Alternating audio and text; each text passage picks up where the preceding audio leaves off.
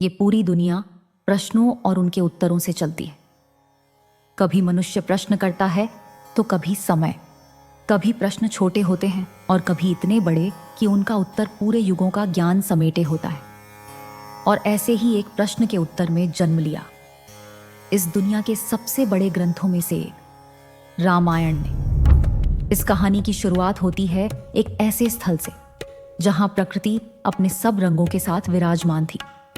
नदी के किनारे छाया से भरे वृक्षों के बीच पक्षी मधुर स्वर में गीत गा रहे थे। उसी प्रकृति के बीच एक कुटिया थी जिसमें बैठकर ऋषि वाल्मीकि अपने ध्यान में लीन थे, शब्द से परे मन के समुद्र में शांति की लहरों पर तैरते हुए। तभी उस मौन को तोड़ता है एक दिव्य उपस्थिति का आभास।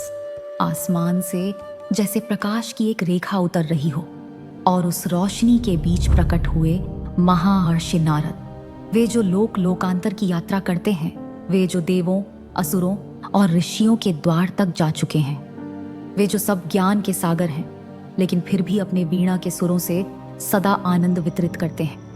वाल्मीकि ने नारद का स्वागत किया और जब दोनों महापुरुष एक दूसरे के सामने बैठे तो प्रश्न जन्मा।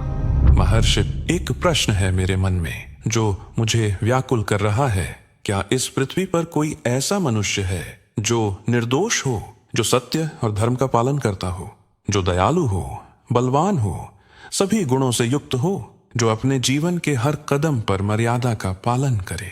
कुछ पल के लिए नारद मुस्कुराए, जैसे उनके मन में युगों पुरानी यादें लौट आई हों, और फिर उन्होंने बस एक नाम लिया।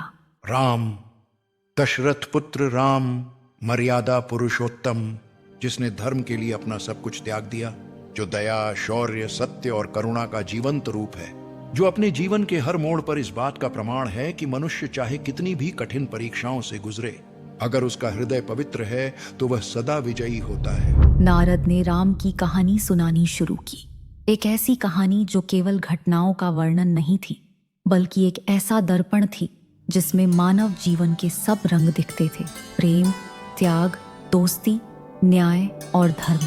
उस प्रश्न के उत्तर में एक कथा जागी। कथा काव्य बन गई और काव्य बन गया रामायण। लेकिन ये तो सिर्फ शुरुआत है। अगले एपिसोड में देखिए क्या थी महाराज दशरथ की सबसे बड़ी चिंता और क्या थी उनकी सबसे बड़ी गलती।